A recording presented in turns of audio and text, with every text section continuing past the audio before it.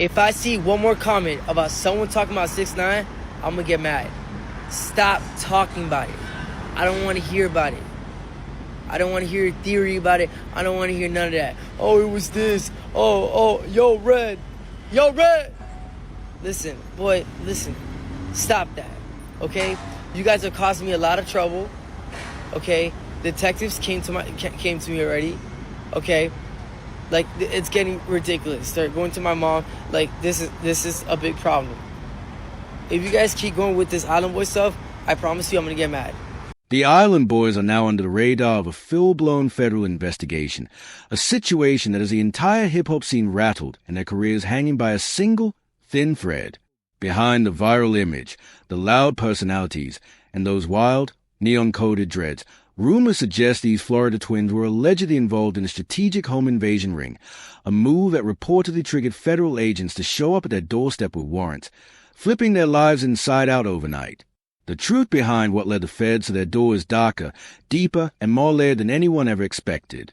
And today, we're exposing it, using leaked clips, insider whispers, and raw street-level intel that's been circulating like wildfire. What's good, fam? We're diving into a story filled with chaos, conspiracy, and twists so sharp they could slice steel. This situation got more curls than a daytime soap, and trust me, you ain't prepared for what's coming. But before we run this story forward, let's address the noise. Social media being flooded with theories about the break-in at 6ix9ine in Florida home, and today we're separating cap from truth, rumor from fact, and bringing you the real breakdown of how everything unfolded. November 2025, that was a turning point for Kodiak Red and Fly Soldier, the Island Boys. One moment they were internet-made celebrities trying to hold on to fading fame, and the next, 4 masked men stormed 6ix9ine in Palm Beach mansion, held his 60-year-old mother at gunpoint, stripping the house clean for cash, jewelry, and whatever else held value. But don't jump the gun. This wasn't random, this wasn't sloppy, and it wasn't accidental. The timing was too precise, the execution too organized, and once online detectives stepped in, federal attention wasn't far behind. And here's the part where things get spicy. This story is less about robbery, more about fame decay, envy, and desperation when relevance slips through your fingers. Because while 6ix9ine was on live stream with Jack Doherty flexing like he was untouchable, somewhere else, eyes were watching, calculating, waiting for the perfect moment. He's talked openly about not having security, and then he's advertising that he's not home on this live stream. Yeah, listen, I mean, it's silly. I don't know why he's out there bragging about not having security, because he definitely needs security, and this is not going to go away for multiple reasons. He's an easy target. You know, when you walk around with, you know, $250,000 in jewelry on you, if you insist on walking around with that type of money, then you need professional help. And it's your friends hanging out with you obviously are insufficient. You need people that know what they're doing. He was literally revealing his location live, flashing his spot, making it clear he wasn't home. Straight vulnerability. All right, you know the fucking vibes. We outside here with my boy Jack. Yes, sir. Fresh home. And at that exact moment, 4 masked figures were monitoring that stream in real time, moving with precision like they rehearsed it. In the streets, timing is everything. But this time it felt personal. These weren't bottom feeders hitting a quick lick. The leaked video breakdown suggested these intruders had influence of their own, people who once touched viral fame and should have been chasing legal income, not risking federal time over jewelry. Then came the TMZ clip, the one that nearly broke the internet. In that footage, one robber slips, addressing another by a name matching one of the Island Boys' known nicknames. That one moment ignited social media like gasoline.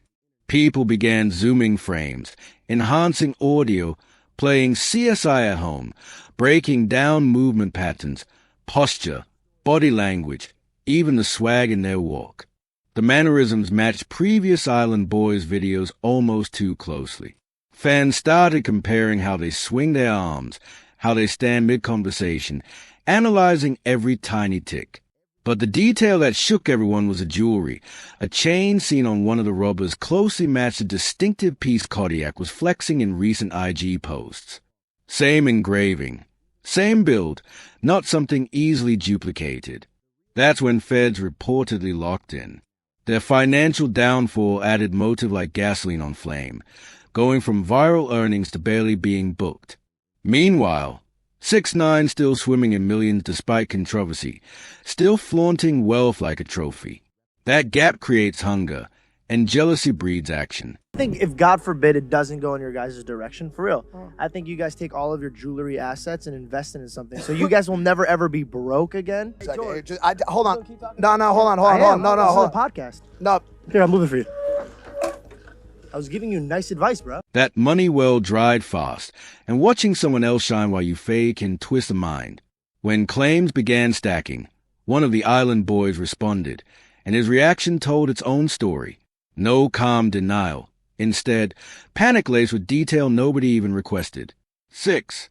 Bro came out rapid-fire listing alibis, Vegas trips, taxes, timestamps, entire timelines like he was building a case file.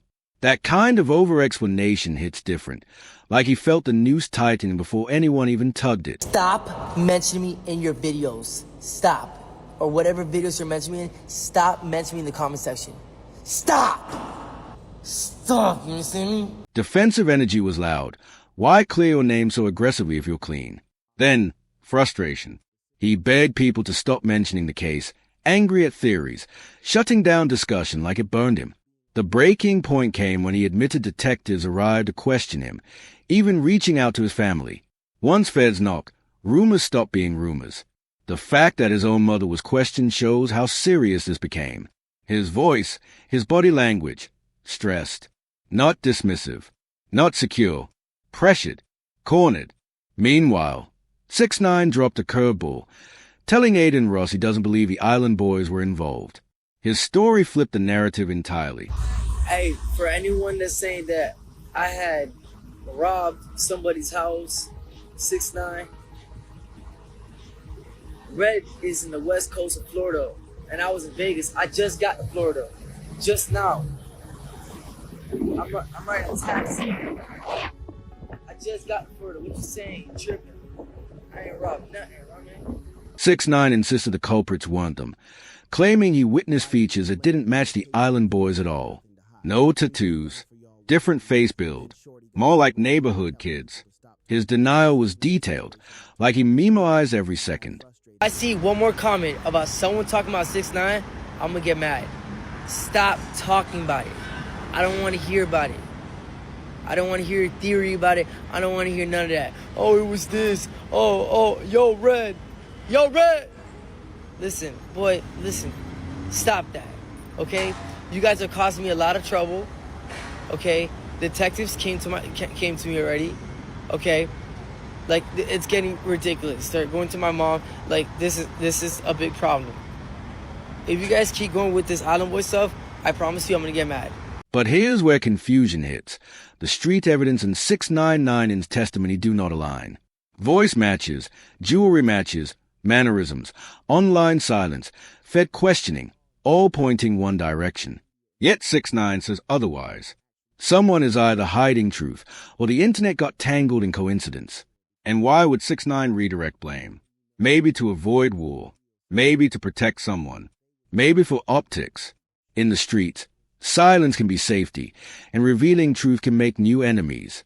But one thing stands. Federal involvement means this wasn't petty theft. Feds only step in when things cross state lines, link to organized activity, or tie into bigger criminal webs. So I want to make this video to clear up all the fake news and rumors. So the world knows this. It's a fact. I'm on house arrest. I've been on house arrest. I think everyone in America and everyone across the world knows that I'm on house arrest. Yesterday, they allowed me to leave for work. People, I guess, saw that I was on live stream with Jack Doherty. They took that opportunity to do some. Like I said, it's me, so I get it. The rules are different for me. But if it was your favorite artist, your favorite actor, and that was done, they don't get no cool points for that. My mom is 60 years old. Y'all know I'm supposed to come home. Y'all know I'm home all the time. I'm on house arrest. So y'all take the opportunity that I'm not home. Y'all see me on live stream with Jack Doherty in Miami, and y'all do that. That's whack. Get no cool points for that. I don't think nobody respects that. Financial motive was loud. Once paid tens of thousands per booking, now barely scraping. Fame fades faster than it comes, and when the lights dim, jealousy burns slow and heavy. 6ix9ine still shining, gifting his mom luxury rides, throwing money like confetti, showing off towers of cash. That contrast hurts when you once had similar eyes on you. Allegedly, people are saying it was the Island Boys. No, I don't even think Island Boys. No, I swear, that's what I saw. I swear. That's what. No. There were kids in this neighborhood. What so the let fuck? me leave that real clear. There's 230 homes in my neighborhood. What it's pointing out to be, yeah, he didn't do that then. But what was pointed out to be that it was kids in the neighborhood because there was no car that came in, no car that left. So it was white kids at that. No way. Oh, yeah. Hell no. There was no tattoos, so Are you gonna be this myth that it was those two brothers that there's no tattoos, their face was able to see, there was no tats, so that's just a myth. It's just Instagram conspiracy, whatever fuck. But anyway, long story short, I'm glad that my mom's okay. I'm glad that my dog's okay. I'm glad that my family's okay. Amazing. And these people took the opportunity when I wasn't home. Desperation breeds risk, and silence from the Island Boys during the robbery time frame felt suspicious. These dudes post nonstop, yet during that window, blackout, last uploads were from Miami, just an hour from Palm Beach. Fans began voice-matching accents, tone, slang using AI tools, and results were close. Too close. This case isn't just crime. It's a blueprint of how fame, jealousy, fear, and internet investigation collide. A 60-year-old woman traumatized at gunpoint because of online flexing. That's a real tragedy. Whether Island Boys or locals, her peace was robbed that night. And street whispers still echo with one conclusion. This wasn't random. Timing was too sharp. Movement too confident. Layout too known. Someone familiar. Someone informed. Someone close enough to strike with precision.